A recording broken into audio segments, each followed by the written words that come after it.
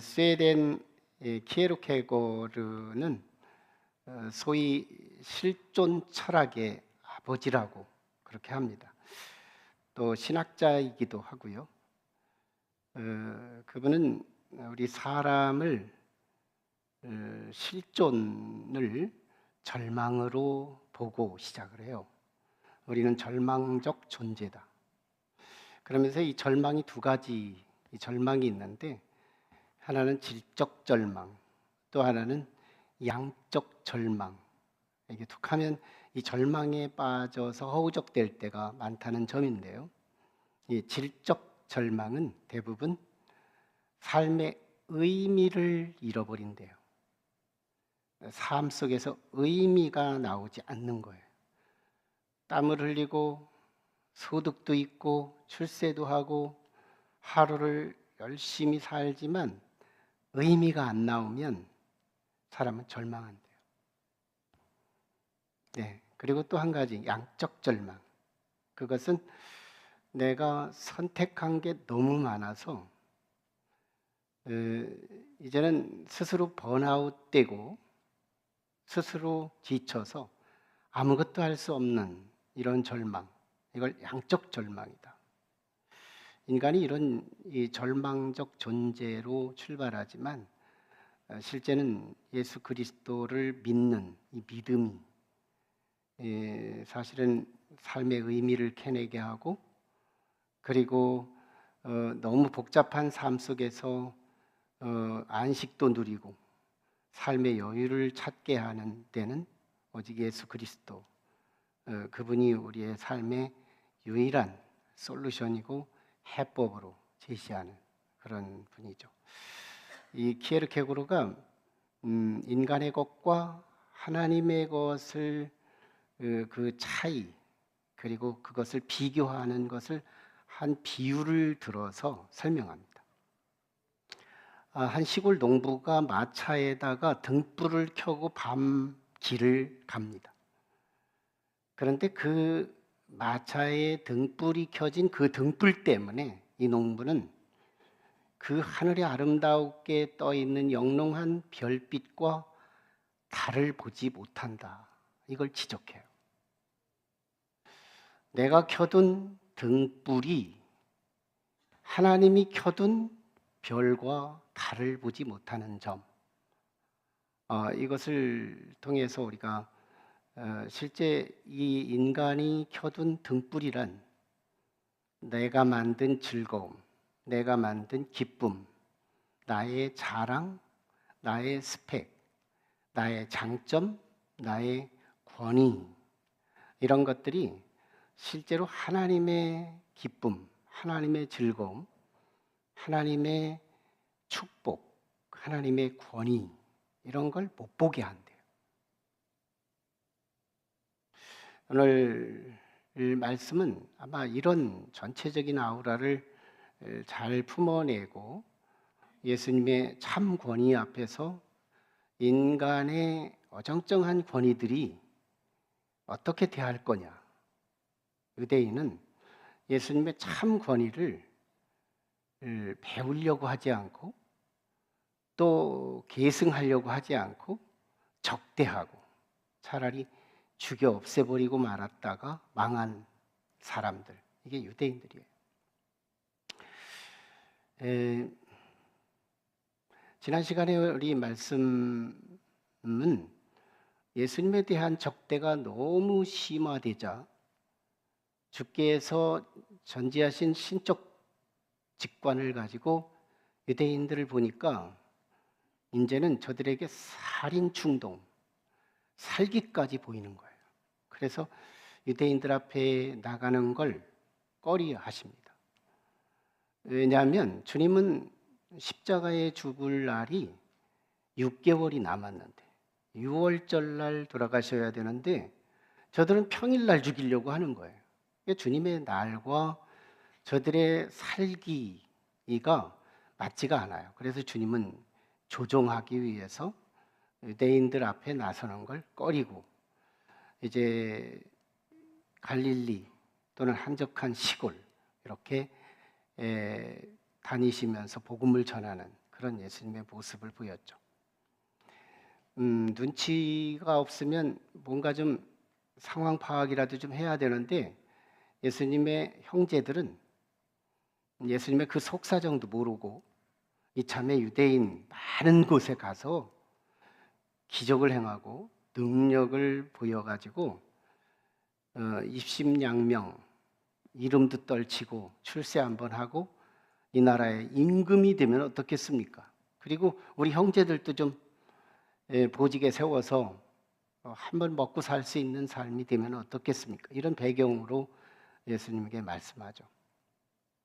그러면서 이번 명절에 예루살렘에 갑시다. 이렇게 제안을 했지만 주께서 이렇게 단호히 거절하십니다. 내 때는 아직 멀었다. 하지만 너희 때는 언제든지 준비되어 있다. 하면서 너희들 먼저 가라. 이러고 주님이 말씀을 하신 거예요. 그러나 사도 요한은 이 형제들의 믿음 없음을 지난 시간에 잘 해석해 주었고 그 믿음 없음을 통해서 예수님의 먹가슴을 제가 조명을 했습니다. 멀리는 유대인들, 가깝게는 내 피부치, 형제들까지 믿는 자를 찾아보기 어려운 이 시점, 주님이 목회 경력 3년이 지났습니다.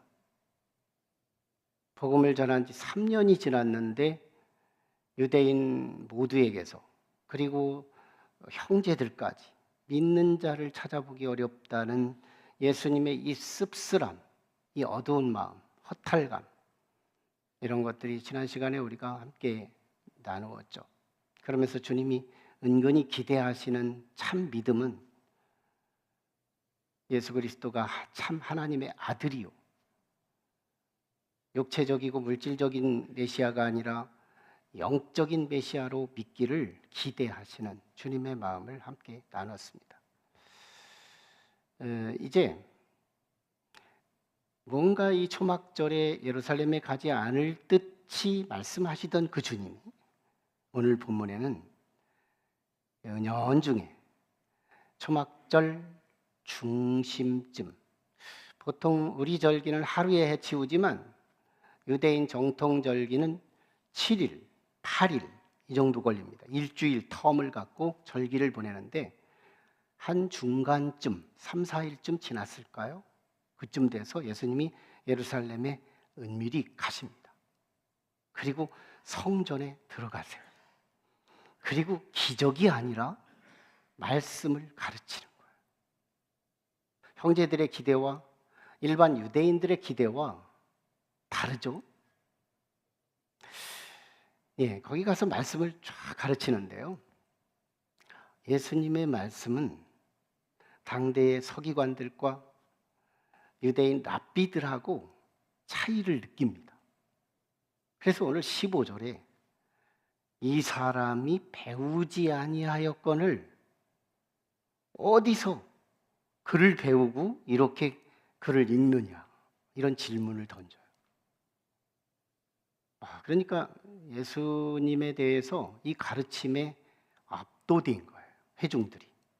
그러니까 지금 일반 유대인들이 예수님의 설교를 한번 듣고 나서 서기관들과 달랐고 유대인 랍비들과 다른데 더군다나 예수님은 배운 적도 없었고 아마 추정한다면 집안에서 엄마에게 아빠에게 쉐마 교육 정도?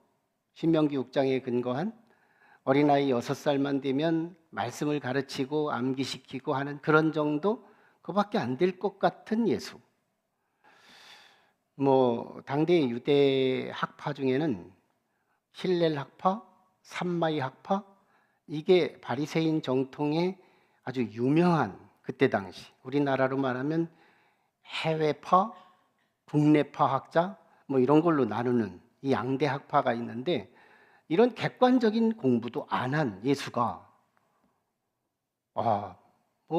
유대인 랍비들의 설교하고 차이를 느끼게 하는 거예요.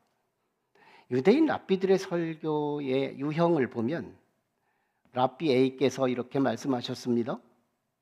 랍비 B께서 이렇게 말씀하셨습니다. 나도 여기에 동의합니다. 이런 투인 거예요.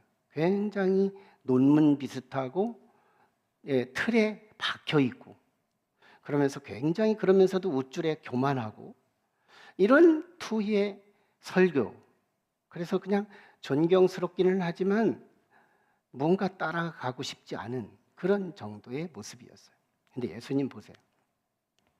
그분은 겸손합니다. 그분은 부드럽습니다. 기계적이지 않고 아주 너무너무 딱딱하지가 않은 거예요. 당신의 구어체로, 그때 당시 아람어로 아주 자연스럽게 마치 거미 꽁지에서 나오는 거미줄처럼 너무너무 자연스럽게 흘러나오는 이런 말씀드려요. 이런 권위, 예수님의 설교에서 굉장한 압도된 권위를 느낍니다. 실제로 예수님이 산상수훈을 마쳤을 때 마태복음 7장 28절 29절에 보면 예수께서 이 말씀을 마치심에 무리들이 그 가르치심에 논란이 이는 서기관들과 같지 않고 그 권위 있는 말씀에 사람들이 압도됐다는 그런 말씀이 전개돼요. 예수님의 말씀 속에서 이상한 어설리티, 이 권위를 느꼈다. 그러니까 압도되는 거예요. 말씀 앞에. 왠지 말씀이 나를 막 끌어당기는 거예요. 이런 말씀이 예수님에게서 나오는 거예요. 그렇다고 뭐 소리치는 것도 아닌데 너무너무 자연스러운 말씀인데 군중들을 압도하는 그런 말씀이 소개됩니다. 그래서 사실은 오늘 말씀을 보면 예수님이 16절에 이런 권위들을 보여요. 내 교훈은 내 것이 아니라 나를 보내신 이의 것이다. 얼마나 신사적인지 몰라요. 오늘날 이 논문에서 가끔씩 박사님들이 표절 소동이 일어나고 문제가 일어나는 것을 보면 우리가 참 그리스도인이라면 이 표절도 큰 문제가 되는 거예요. 예수님 보세요. 표절이 있나? 내 말은 내 말이고 나를 보내신 이의 말씀은 그분의 말씀이다. 너무너무 구별이 되는 거예요. 주님의 가르침의 겸손, 주님의 가르침의 근거 쫙 올라가는 하나님까지 올라가요. 사람에게서 끊어지는 게 아니라 하나님께까지 쫙 올라갑니다. 나 하나님이 보내셨고 그분이 내게 맡겨서 나는 여러분에게 전할 뿐입니다. 얼마나 겸손해요. 여기서 우리는 오늘 본문 전체를 통해서 주님의 권위를 한번 더 묵상해 볼 필요가 있는데요. 주님의 권위는 두 가지입니다. 하나는 주어진 권위. 이걸 given authority라고 해요. given authority. 주어졌다. 이것은 대부분 위에서부터 내려오는 권위입니다. 대통령에게서 내각에게, 국무총리, 장관들에게 대통령의 권위가 주어서 그들에게 맡길 때 맡은 자들에게는 주어진 권위가 되는 거예요. 이거요. 굉장한 권위죠. 네. 사장님이 사원들에게 너는 계장해라, 너는 부장해라, 너는 팀장해라. 이걸 맡기는 건 사장의 권위인 거예요. 위에서 내려온 겁니다. 담임 목사가 장로님들, 그리고 권사님들, 그리고 집사님들 이런 권위들을 맡겨서 위에서부터 내려 맡겨지는 이 권위. 이게 일반적으로 우리가 오픈된 권위예요. 이 사회가 운영되는 권위예요. 네, 이런 권위를 뭐 체계적으로 나누지 않아도 우리는 이 권위 안에서 살아가고 있습니다. 자, 그런데요. 여러분, 이 주어진 권위가 어느 한 시간과 함께 연계가 됐을 때 또 다른 권위와 함께 연결되거나 확장되지 않으면 우리는 이 세상에서 도태되고 전반전 승, 후반전 패, 처음에 웃고 나중에 우는 그런 삶의 그래프를 그릴 수밖에 없어요. 우리는 시작은 좀 울고 시작하더라도 나중은 정말 웃을 수 있는 이게 그리스도인의 삶의 그래프잖아요. 우리의 약속이잖아요. 예수님의 모습이잖아요. 주님의 구속사잖아요. 주님의 전반부 십자가예요. 후반부 부활이에요. 영광이에요. 이게 예수님이 우리 인생의 축, 포물선 그래프를 우리에게 약속한 겁니다. 우리는 언제나 처음엔 고생하더라도 나중엔 영광으로 약속된 거, 이게 우리의 팔자요, 우리의 운명인 거예요. 우리는 참 대단한 사람들이죠. 근데 중요한 건 이 주어진 권위를 어떻게 쓰느냐가 중요한 건데요. 내게 주어진 이 권위를 성실성,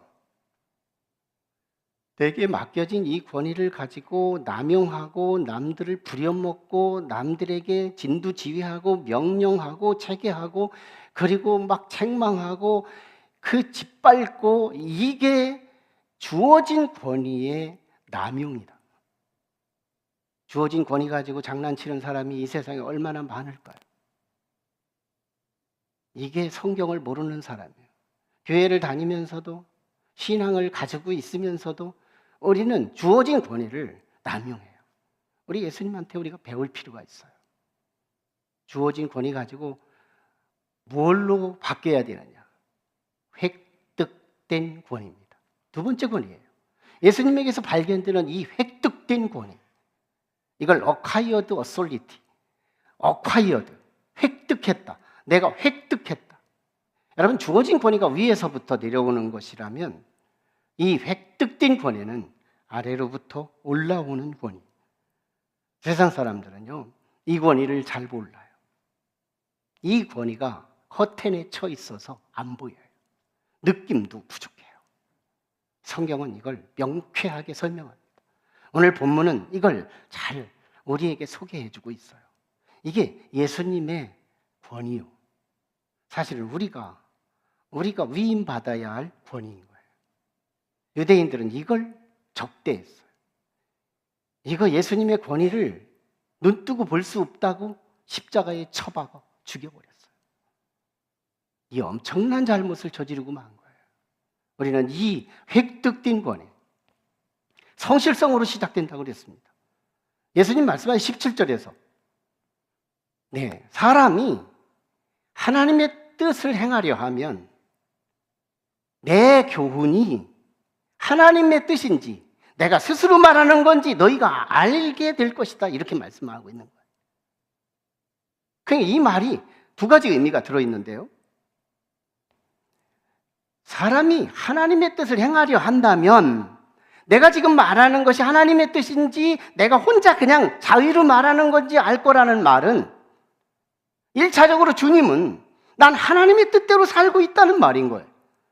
주님은 하나님의 뜻, 모든 걸음걸음마다 하나님 말씀을 점검하고 내가 이거 지금 나 혼자 그냥 마음대로 사는 것일까? 아니면 주님의 말씀은 나에게 뭘 원하는 것일까? 이걸 식별하며 그때그때마다 말씀에 순종하며 살아가는 분, 이분이 예수님인 거예요.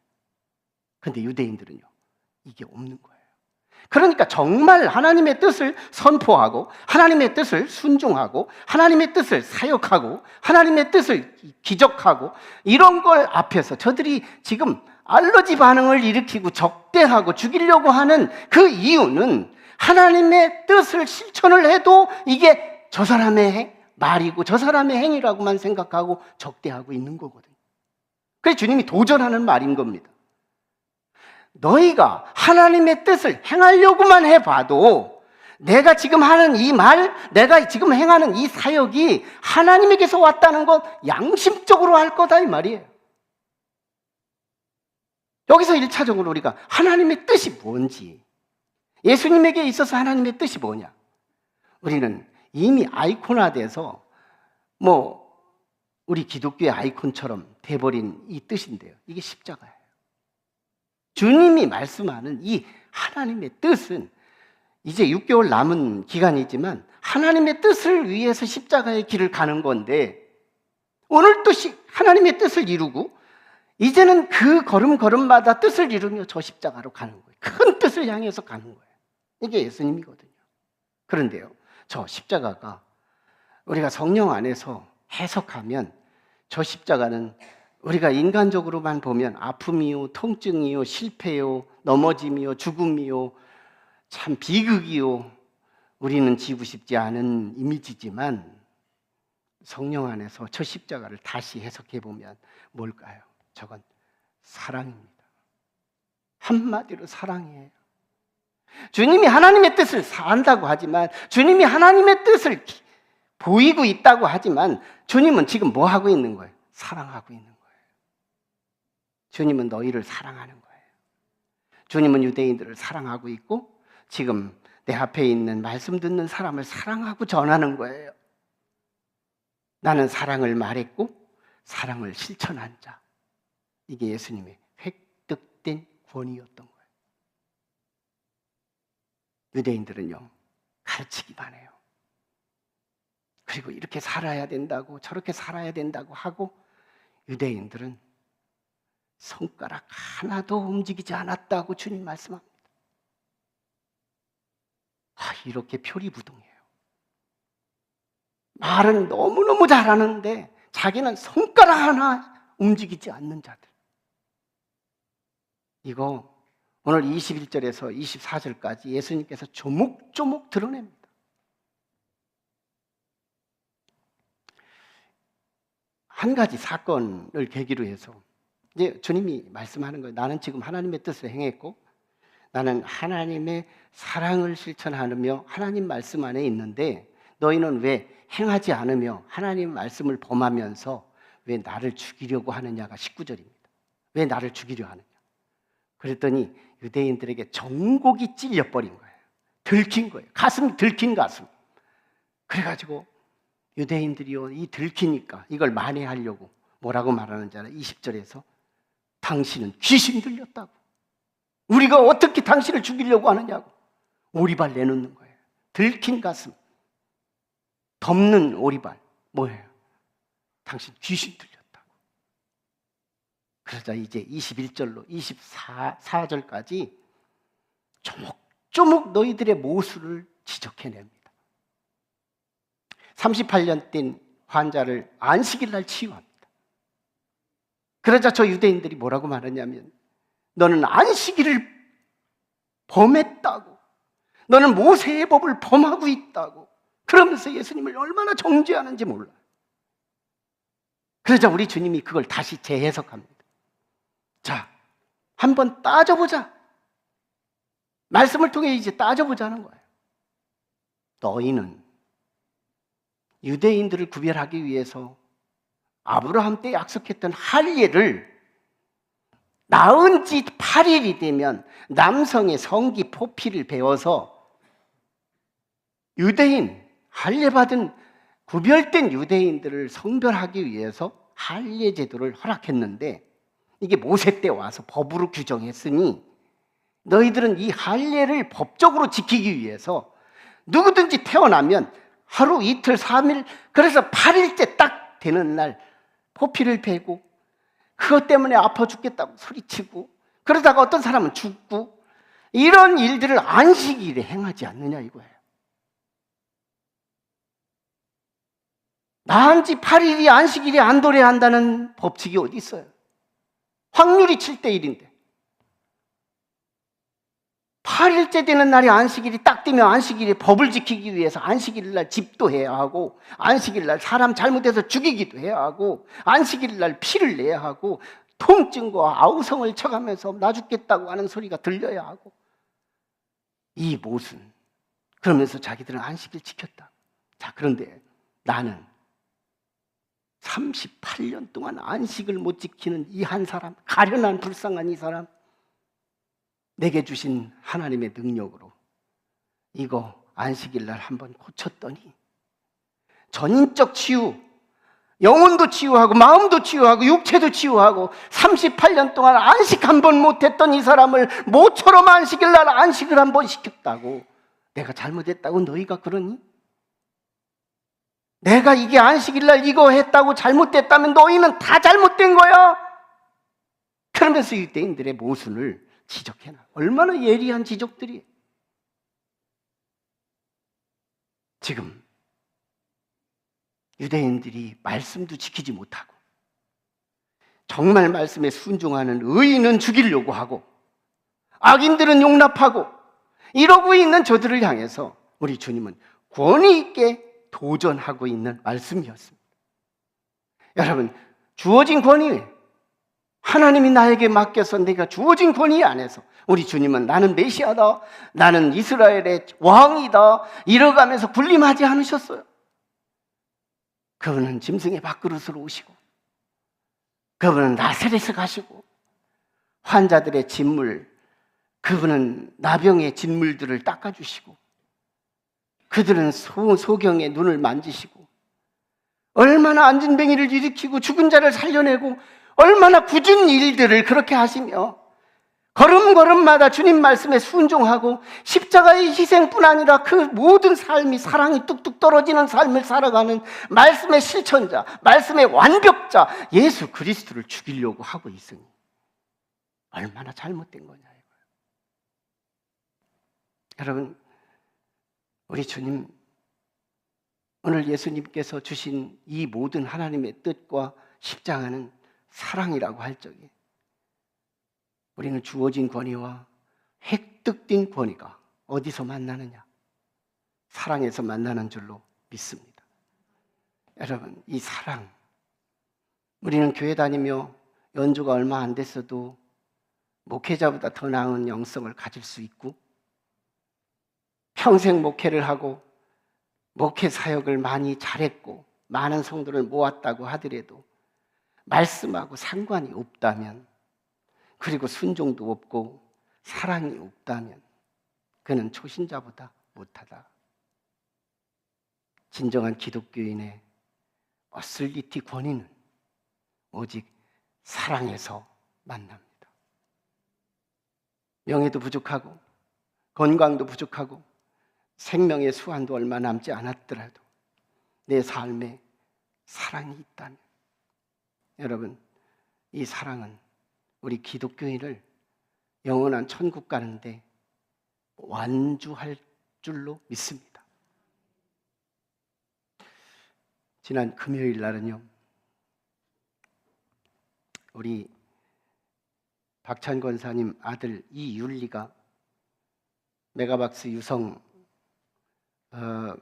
점에서 일을 하면서 목사님한테 이 영화 티켓을 선물로 준 거예요. 받아놓고 이제 한적한 때 영화를 봐야 되겠다 했는데 중간에 힌트가 날라왔어요. 이번 주가 디데이라고. 저는 다음 주에 해외를 가야 하고 또 이번 주에 시간이 너무너무 비지타임들이 많아서 여유가 없는 상황에 어떡하지? 율리의 마음을 알아줘야 되겠고 어떻게 하지? 그러다가 신방하는 셈 찾고 영화관에 한번 가자 하고 여기 신세계백화점 메가박스에 갔습니다. 시간 알아보고 그리고 점심 먹고 여유를 갖고 영화를 보려고 갔는데 11시 50분에 도착했는데 딱 12시에 시작하는 거예요. 차라리 잘 됐다. 우리 점심 먹지 말고 영화부터 보자 하고 영화 속에 들어갔습니다. 제목도 뭔지 몰랐어요. 여기가 어디냐고 물었더니 신세계백화점이래요. 저는 일하면서 신세계백화점에까지 갔으니까. 그랬더니 여기가 또 어디냐고 했더니 메가박스래요. 이번에 보는 영화는 뭐냐고 그랬더니 자기도 모른대요. 그러면 여기서 영화가 나오면 이 영화에서 그 제목이 나오겠지 하고 보니까 영화가 제목도 소개하지 않고 바로 배우들만 몇 개 소개하고 그러고 영화가 바로 진행되는 거예요.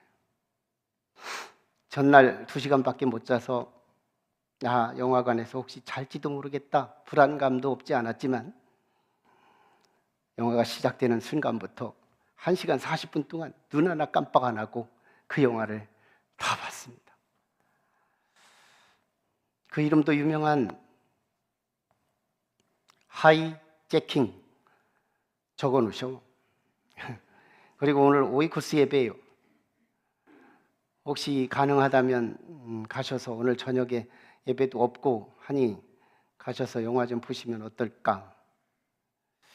제가 이렇게 소감을 날렸더니 스포했다고, 많은 사람한테 욕 얻어먹는다고 저한테 힐난하는 사람도 있었습니다. 우리 딸이 자꾸 그거 스포하지 말라고, 나는 목사다, 스포해도 괜찮고, 나는 영화를 홍보하는 것도 사실이지만 내가 받은 메시지가 너무 중요하니 함께 공유하고 싶으니 스포라도 좋으니 뭐 욕을 해라.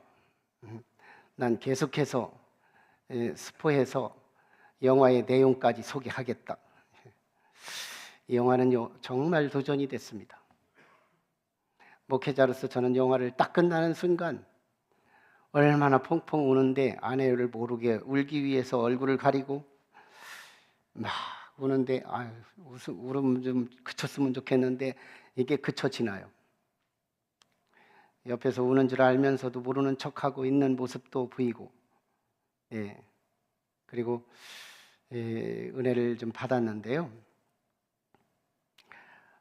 전투기 두 대가 비상을 하면서 하정우가 조종사 역할을 하고, 독도 상공을 훈련하면서 여행 겸 상공을 비행합니다. 근데 갑작스럽게 38선 근교에 우리 여객기가 떠서 비행을 하고 있는 거예요. 그러자 이 전투기가 여객기를 곁에서 보니까 38선을 넘어가고 있는 거예요. 그래서 넘어가지 말라 경고하고 폭격을 뭐 할 거라고 막 협박을 하고, 그래도 이 비행기는 하염없이 날아가 버립니다. 이게요, 1968년도에 실제로 있었던 비행기 납치 사건이에요. 이걸 근거로 해서 영화가 시작된 건데요. 그래서 결국은 권고 사직을 당합니다, 하정우가. 그래서 일반 여객기 부기장으로 취직을 해요. 그래서 이제 속초공항에서 김포공항으로 날아가는데 중간에 납치범이 또 시작된 거예요. 그래서 이 납치범과 실랑이를 하면서 이 비행기 안에 아수라장이가 되는데요. 하정우는 계속해서 휴머니즘. 원래 권구사직 당할 때 너 알량한 그 휴머니즘 때문에 많은 사람들이 납북됐고 11명이 돌아오지 못했다. 그러니 당신은 지금 폭격을 하려고 했는데 기관차 고장으로 폭격하지 못했다고 핑계하고 그냥 사표를 쓰고 나가라 해가지고 나온 거예요. 근데 여기서 지금 여객기 부기장으로 타고 가는 이 비행기 안에서 놀랍게도 이 납치범을 만나게 됩니다.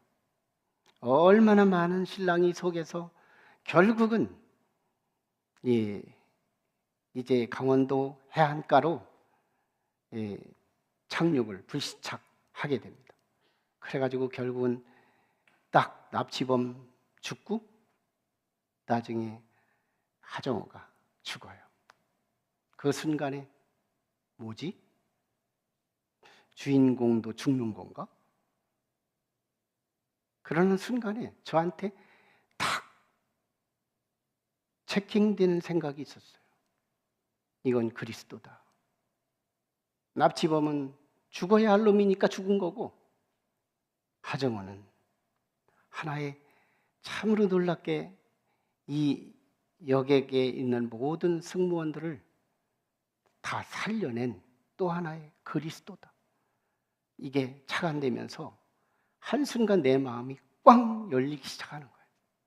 자, 그런데요, 마지막 착륙을 해놓고 기내 방송을 합니다.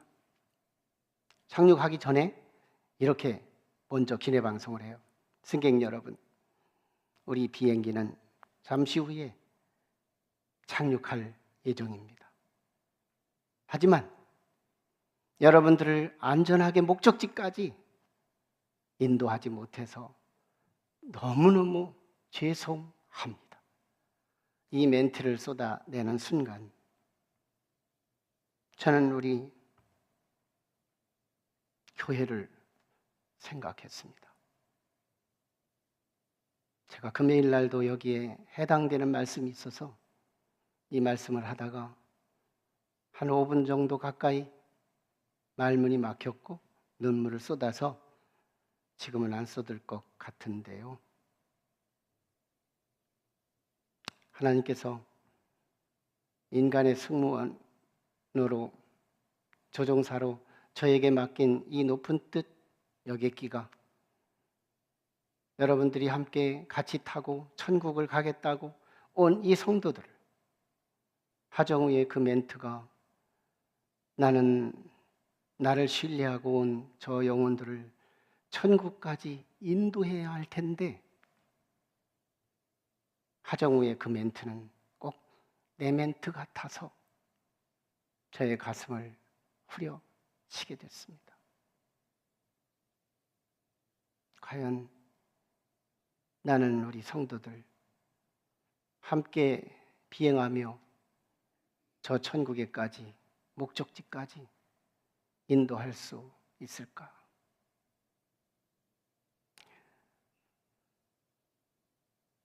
그러다가 지난 금요일 날 이 문제를 놓고 제가 기도를 하는데 주님이 저한테 주신 위로가 있었어요. 네가 기장 아니잖니? 네가 기장이 아니잖니? 나다. 네가 그렇게 부담 갖지 말고 네가 하던 짓 하라. 저한테 주시는 주님의 세미한 소리들이었어요. 전 지난 금요일 저녁 예배 마치고 그 밤에 마치고 그 기도할 때 주님이 기장으로 내가 천국까지 충분히 인도하지 못할 그 자리에 당신이 기장 되시고 당신이 안전하게 인도하겠다는 약속을 받게 된 겁니다. 그러면서 제가 주님, 저는 다른 건 좀 부족하더라도 성도들 사랑하면서 가겠사오니 다른 건 몰라도 사랑하는 만큼은 이종현 목사에게서 누릴 수 있었다고 우리 성도들이 충분히 느낄 수 있도록 제가 그런 결단의 기도를 드리게 됐습니다. 사랑이다. 바울 사도는 고린도 전서 13장에서 다른 거 다 부족해도 사랑이 없다면 소리나는 징과 울리는 징과 소리나는 꽹과리에 불과하다고 말하면서 다른 거 조금 부족해도 사랑이 있다면 그는 주님의 권위를 계승받은 그리스도인이라. 유대인들은요, 주님의 그 권위를 부담해서 없애버리고 망했어요.